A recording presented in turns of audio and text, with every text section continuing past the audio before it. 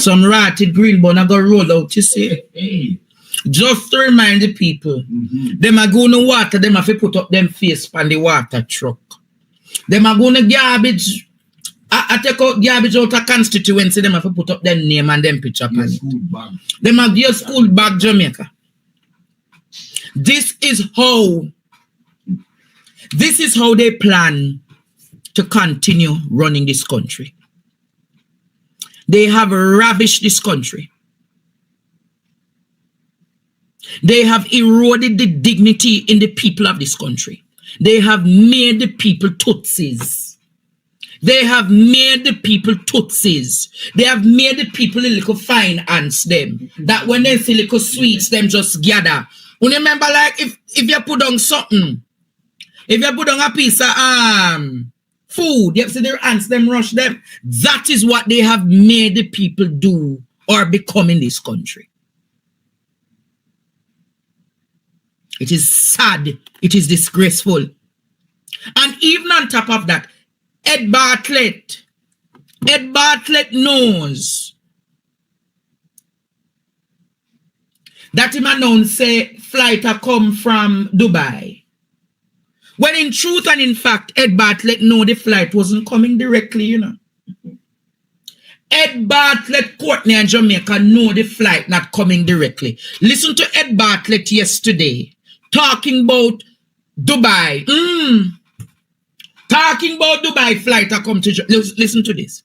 After 5 years of working on breaking through the Middle East market, the MENA countries and the GCC countries, and finding a gateway to India, Emirates, the largest airline in the world, will fly to Jamaica from Dubai through Frankfurt. The inaugural flight will be April 10th to Montego Bay. Now, this is a big achievement for Jamaica's tourism.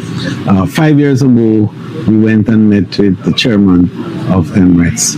And at that meeting, we had an understanding that there would be a basis for not just opening that market through Emirates, but to make Jamaica the hub for the region so that we can bring visitors from these far distant areas into Montego Bay and then have them radiating into other parts of the Caribbean.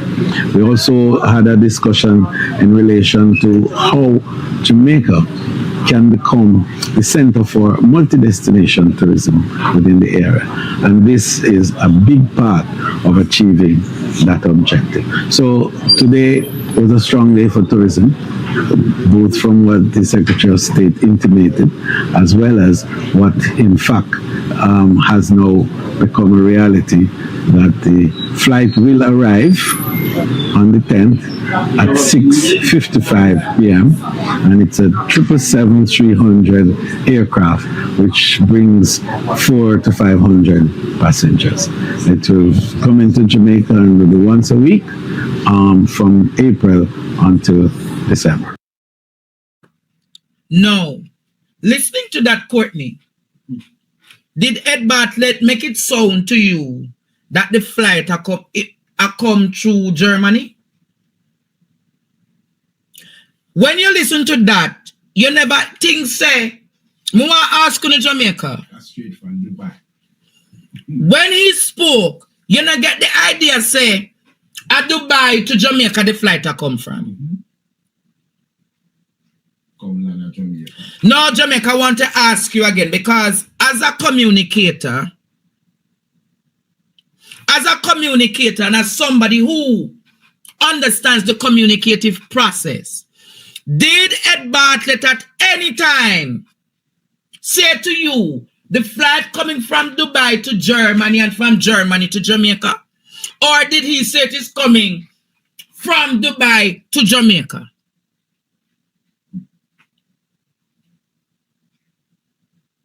I say that to say Jamaica. It is the duty of government officials to be precise and to have clarity. So now the opposition spokesperson, the opposition spokesperson had to correct it.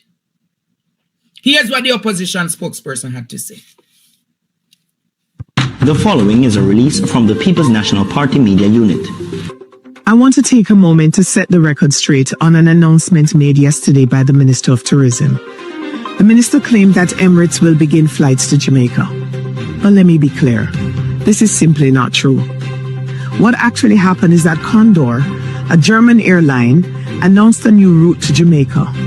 Now Condor, no stranger to Jamaica, does have a strategic alliance with Emirates, but that does not mean Emirates is flying here. To suggest otherwise is misleading and disingenuous. Jamaica's tourism industry is too important for false claims and political spin. Our tourism workers, businesses, and stakeholders deserve honesty about airlift and investment. The minister must come clean and correct the record. Jamaica is a world-class destination, and we must protect our credibility on the global stage. We need real direct flights, not misleading headlines. It's time for transparency in how we communicate tourism developments. Jamaicans deserve the truth. Thank you. Visit our website at pnp.org.jm. So when I saw the news, I had to go look at what was presented in the newspaper of how the flight going run, or the route that the flight was going to take. I have no problem in celebrating that Dubai is coming to Jamaica, or flights from Dubai and Germany is coming. But I could be truthful now. I could just be truthful now, Ed Bartlett. Ed Bartlett, I thought I wouldn't even go there. But Ed Bartlett, you're one of the decent labor rights, you know.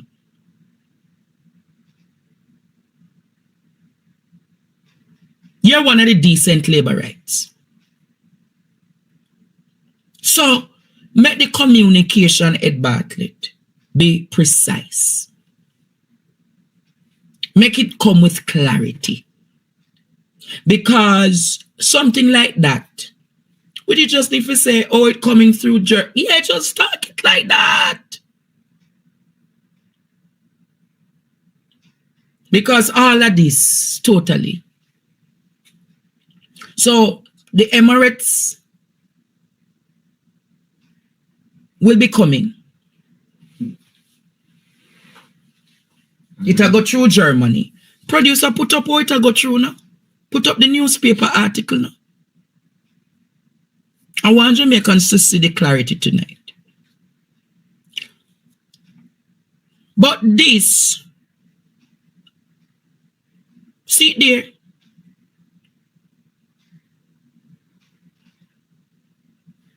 in accordance with the provisions of the Regulation 8 of the Civil Aviation Air Transport License Regulation 1966 and amendments thereof, the Jamaica Civil Aviation Authority hereby publishes the prescribed particulars of the undermentioned application to operate scheduled air between the United Arab Emirates and Jamaica via Germany. And that is important, you know, the via Germany. But then I understand somebody say, honesty and laboritism don't go together. Honesty and laboritism don't go together. But I'm not going there so tonight, Jamaica, because I think I have given you enough of that. But let me get into the substantive issue tonight. You remember yesterday, Jamaica, there was a question posed about the Cubans in Jamaica. Play that video about what was the question that was posed about the Cubans. Play that video, Jamaica. Play that video. Producer, play the video about the question posed. In terms of Cuban doctors in Jamaica, let us be clear. The Cuban doctors in Jamaica have been incredibly helpful to us. Jamaica has a deficit in health personnel, primarily because many of our health personnel have migrated to other countries. We are, however, very careful not to exploit the Cuban doctors who are here. We ensure that they are treated within our labor laws and benefit like any other worker. So any characterization of the program by others certainly would not be applicable to Jamaica. We are ensuring that our program complies with all the international laws and standards to which we are a party to. All right, our next question will come from Tana Thomas from Nationwide News Network. Please stand. Secretary Rubio, my question is, or questions, in relation to the matter of the Cuban Medical Corporation program as well. So the medical mission has been a cornerstone of healthcare in Jamaica and the Caribbean for over 50 years, according to our foreign minister. How does the U.S. reconcile its stance on this program with the region's reliance on Cuban medical professionals, and what alternatives does it propose to ensure healthcare stability? Well, yeah, I think the first thing is to separate the medical from the labor issues that we are pointing to. Okay, this is not about doctors. Okay, this is not about the provision of medical assistance. We have no problem with medical assistance. We have no problem with doctors. We have a problem, and I'm not speaking about Jamaica. We've discussed this today about, following international labor standards and the like, but I'm just talking about this program in general, how it's operated around the world. And how it's operated around the world is that basically the doctors are not paid. In many other parts of the world, the doctors are not paid. You pay the Cuban government. The Cuban government decides how much of anything to give them. They take away their passports. They basically operate as forced labor in many places. Now, there are places that have better labor standards. Perhaps Jamaica is one of those, and that's fine. But I'm describing generally what the program has been. It has operated in that way in many parts of the world and placed these people in tremendous danger. And so I think we can all agree that the trafficking in labor, be they doctors or farm workers, is not something that we would want to be supportive of. And we find that to be an egregious practice on the part of the Cuban regime. Now, every country operates their program differently. And obviously, because of our relationship with Jamaica, we're going to engage with them on that and talk about it further and have a better understanding. Perhaps none of this applies in the way it's handled here. But generally, that's the problem with the program. It's not that they're Cuban doctors. It's that the regime does not pay these doctors, takes away their passports, and basically it is, in many ways, forced labor. And that we cannot be in support of. Again, not speaking about here in particular, but in general about the program. Okay, our next question is going to come from Will. You hear that? Mm-hmm. But today, a revelation was made by Tufton. Today, a revelation was made by Tufton. I don't think you hear what I say. Today, a revelation was made by Tufton. Listen to this.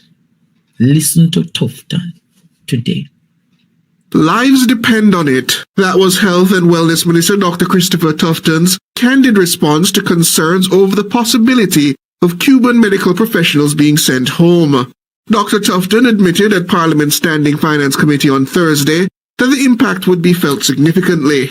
This is something that we would prefer not to have, as you know, because lives depend on it. The Cuban eye care program, for example, at St. Joseph's, they do almost 20 surgeries a day, and thousands of Jamaicans benefit from the program. So it would be a challenge. It would be a challenge. This widening of the restrictions has raised concerns across CARICOM, particularly in countries that rely on Cuban medical professionals to supplement their healthcare systems. According to Dr. Tufton, over 400 such professionals supplement Jamaica's medical staff.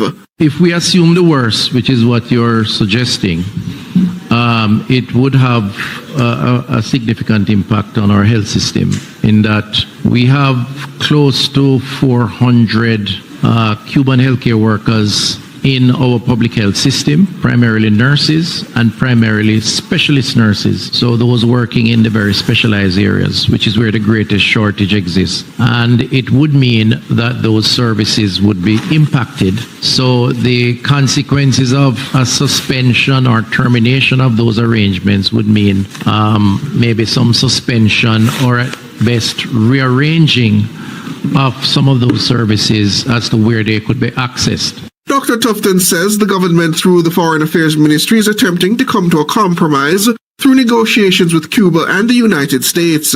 The conversations that are taking place now are attempting to firstly understand the problem a little more and to see to what extent we can work around it with our bilateral partner, both Cuba and by extension the US. And those conversations are being led by the Ministry of Foreign Affairs with the support and advice from this ministry. It's early days yet, so we'll see what happens. However, he says contingencies are being worked on through the Philippines, India, and Nigeria that may be expedited to respond to the worst case scenario. There were discussions before all of this. In fact, we have an MOU that we're finalizing, which will see some faculty and some specialists coming from Nigeria. We've had that before in our health system, so that those relationships are traditional relationships. We've had in the past Indian nationals coming. So while we acknowledge the problem and we would prefer to avoid it being a crisis in that regard, because we do believe the relationship with Cuba has been strong and very beneficial, and we would like to preserve it, even if we have to make some adjustments. We're also putting in place contingencies that before now were not necessarily contingencies for this issue, but the need to expand capacity generally. And so we'll just have to fast track some of those to account for some of the gaps that exist. Siobhan Campbell for Nationwide News.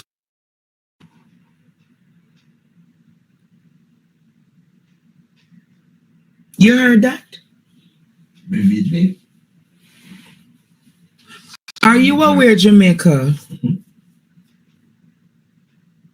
that approximately 133 Cuban doctors, their contract apparently ended.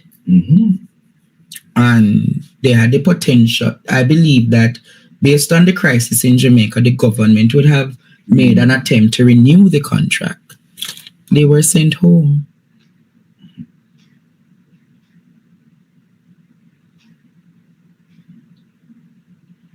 And we're saying going Nigeria and India and all of those places.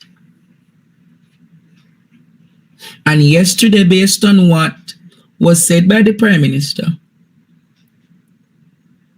you would have expected that everything was safe. You would have expected that everything was safe. But this revelation was today, you know. This revelation was today.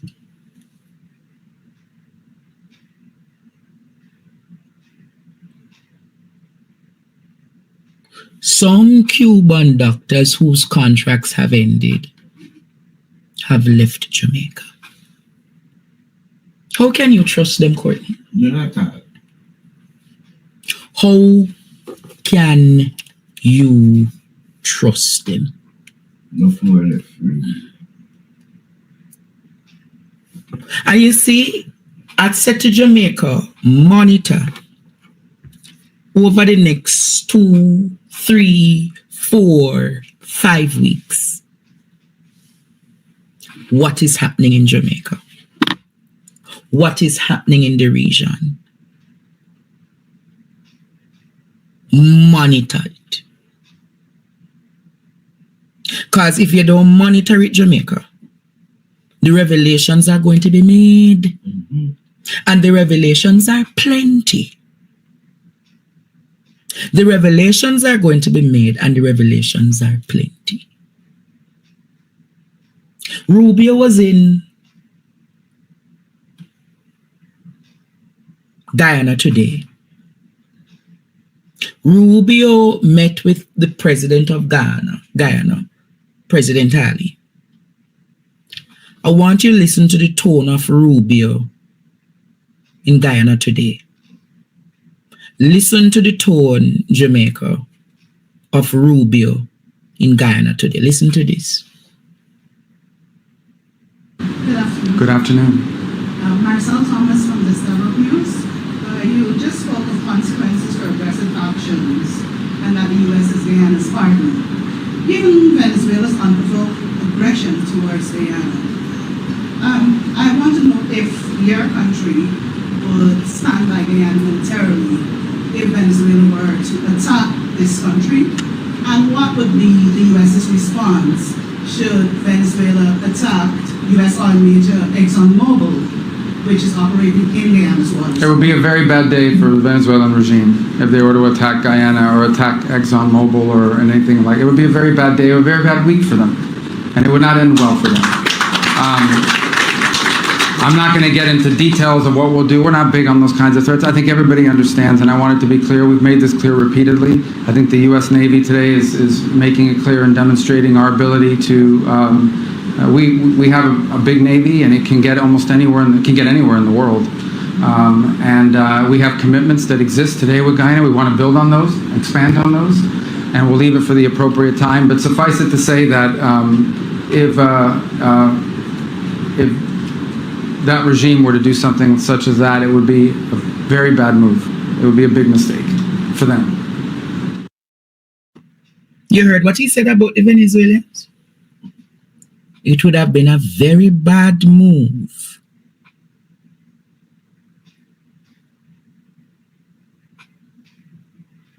So he's warning to protect Ghana's interest, you know.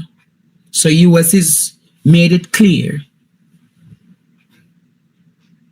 So let us go back to the triangle, Courtney. Mm-hmm.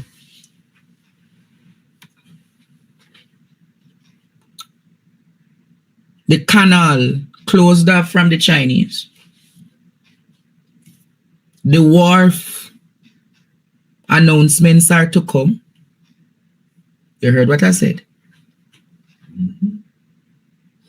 He has made it known that if Venezuela provoke Guyana and ExxonMobil, the US will respond. But I don't think Jamaica is looking in the international space at what the Chinese minister said today, you know. Mm-hmm. The Chinese minister today responded to Rubio. I don't think Jamaica heard what I said. The Chinese minister today, the foreign minister in China, you know, mm-hmm. responded to Rubio.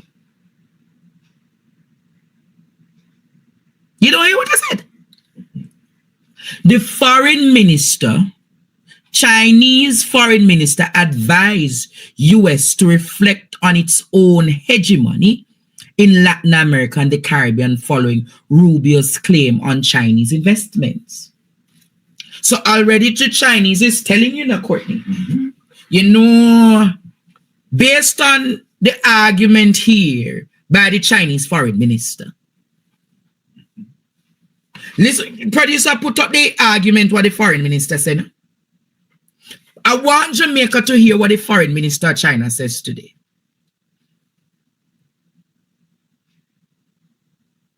The spokesperson emphasized that China always adheres to the principles of mutual respect. Hey! Equality, Jamaica. Hear the word equality. I wonder if the contractors in Jamaica argue that when check is in Jamaica, they're equally treated fairly in this country. The Chinese are saying, you know, they always adhere to the principles of respect, equality, mutual benefits, openness, inclusiveness, and win-win cooperation in its investment cooperation with countries around the world. China respects the wishes of the relevant countries and has significantly promoted what? Economic development and improvement of people's livelihood, bringing tangible benefits to local people. According to him, the so-called debt burden is pure hype and disregard the facts. Is this the reality for many Jamaicans? Is this the reality for many Jamaicans who interface with the Chinese? On a day-to-day basis. Is it a win-win situation for the people who live in the local bauxite areas? Is it a win-win situation for Marcus Garvey's hometown that the Chinese has taken over? Listen to Dr. Uma. Remember Dr. Uma Johnson? Listen to Dr. Uma. Listen, Jamaica, listen to Dr. Uma. And tell me if this was in Jamaica. I keynoted the Garvey celebration last summer, Ocho Rios. The Chinese pretty much own Jamaica. I mean, the Jamaican government is giving them concessions, land concessions. They're building hotels, beach resorts. They're building 2 schools for the Japanese, for the Jamaicans. And what the Jamaicans have to give them in turn is the right to certain lands, the right to certain waterways. And if it doesn't stop, Jamaica, ironically, the land of Marcus Garvey and Bob Marley, will be the first Chinese colony in the Caribbean. Wow. It's getting bad. And you know why it's happening? Because the black bourgeoisie leadership in both Africa and the Caribbean, they don't have to live with the consequences of the economic decisions they make. So if I'm the president of Jamaica, okay, and China says, listen, we're going to give you $1 million in retirement. We're going to build you a retirement home, but we want this, this, and this. And you can loan as much money as you want. You can borrow as much money from the Bank of China as you want. I'm going to be set by the time I leave office. But what about my nation?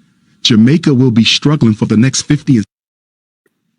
Play it again, producer. Play back that. Play about that. Was in Jamaica. I keynoted the Garvey celebration last summer, Ocho Rios. The Chinese pretty much own Jamaica.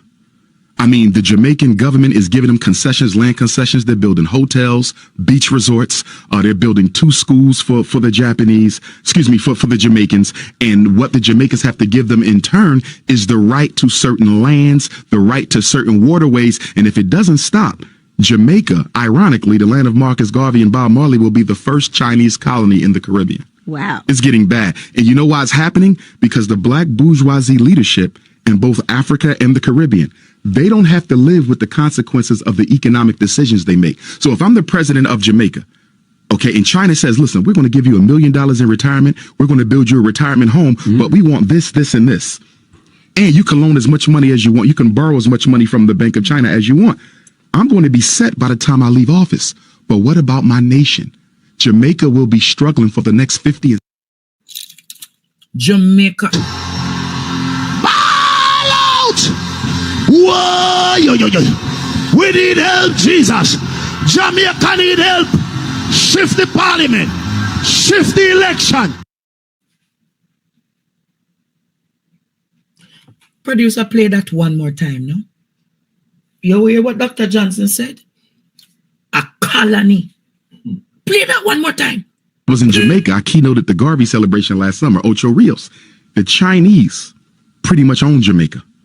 I mean, the Jamaican government is giving them concessions, land concessions. They're building hotels, beach resorts. They're building 2 schools for the Japanese, for the Jamaicans. And what the Jamaicans have to give them in turn is the right to certain lands, the right to certain waterways. And if it doesn't stop, Jamaica, ironically, the land of Marcus Garvey and Bob Marley, will be the first Chinese colony in the Caribbean. Wow. It's getting bad. And you know why it's happening? Because the black bourgeoisie leadership in both Africa and the Caribbean, they don't have to live with the consequences of the economic decisions they make. So if I'm the president of Jamaica, okay, and China says, listen, we're going to give you $1 million in retirement. We're going to build you a retirement home, but we want this, this, and this.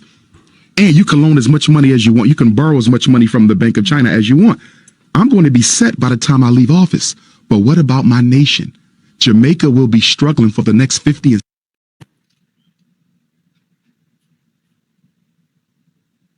Did you hear that tonight? Do you understand why your prime minister statutory declarations can't be certified? Do we understand, Courtney? You hear the man said? The leaders of Africa and the Caribbean. Bill what? Retirement what? Courtney? Retirement home mansion? Real estate? It's sounding... Is it sounding Jamaica like something? No, I think it must... And everybody who wants this video, I'm going to share this video with you because it is very important. Because what the man explained, your Prime Minister statutory can certify. Your Prime Minister have 28 bank account. Do we know whether or not the Chinese has put monies in these accounts? Do we know that if the Prime Minister is getting kickbacks from all of these China harbor, remember the Prime Minister's business partner was who? The liaison to check.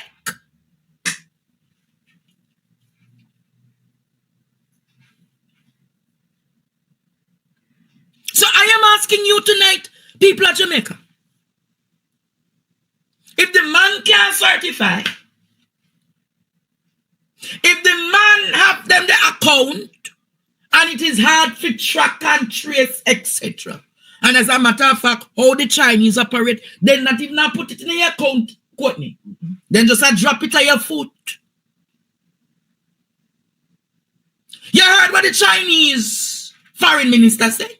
It's a win-win situation. Is Jamaica winning? Are the people of Jamaica winning? No. You can't money borrow. Are the people of Jamaica winning? Are the schools winning?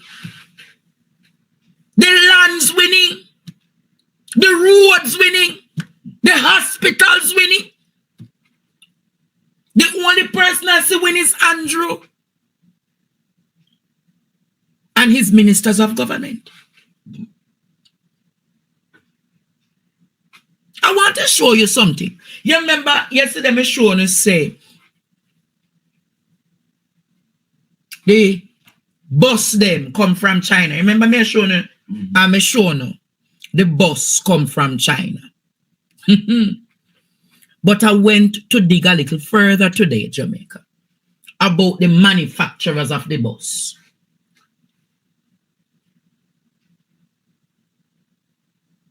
You heard what I said? I went to dig on the manufacturers of the bus. I don't think you heard what I said now, Jamaica. Yes, that one, producer.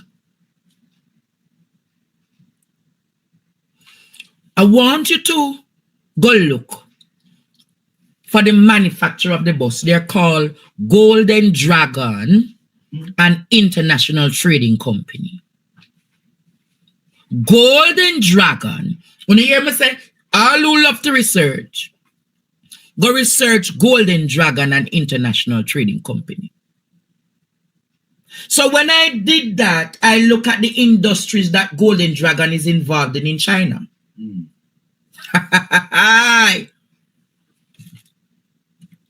Look at the industries that Golden Dragon involved in. Metal and mineral. Except petroleum, you know. Merchant wholesalers, you know. Merchant wholesalers, durable goods, wholesalers trade, copper products. See where I'm getting at Jamaica. So if China have access to the bauxite, is a win-win for sure. Because when the mud reach a China, could it be that Golden Dragon, an international trading company? Hey, oh, then see what me I got tonight, you know. So now you understand, Jamaica, why the 100 buses can come. Because remember, you know, him say another 100 coming this year. So if another 100 coming this year, could this be a trader? Jamaica, do you see where I'm heading today? Do you understand where I'm going today?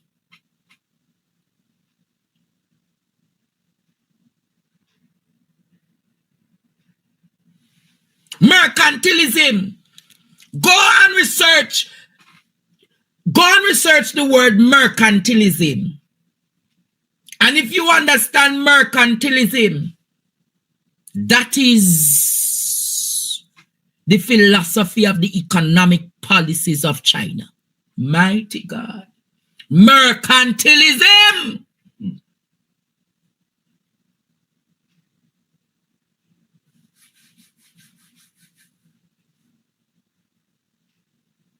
So when you see the foreign minister coming out so strong, and then I went further today, Courtney, and I say with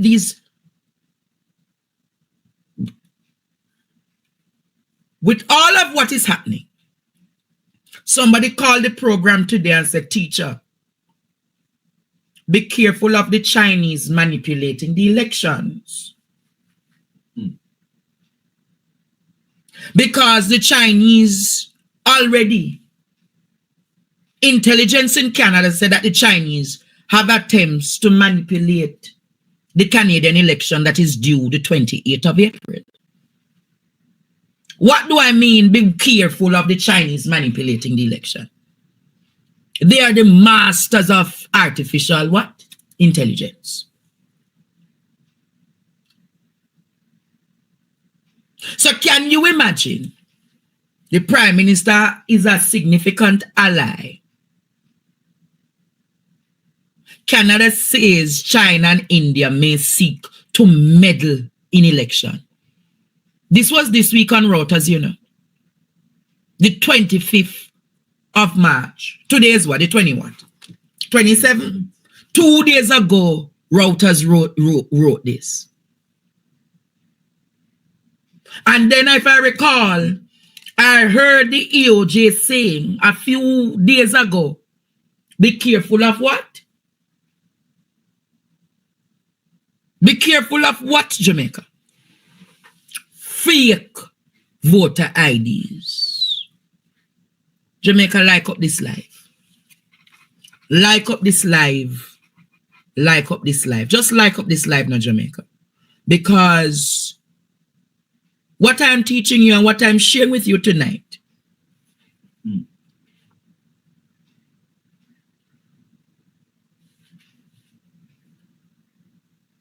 what I'm sharing with you tonight, Jamaica, is nothing ordinary.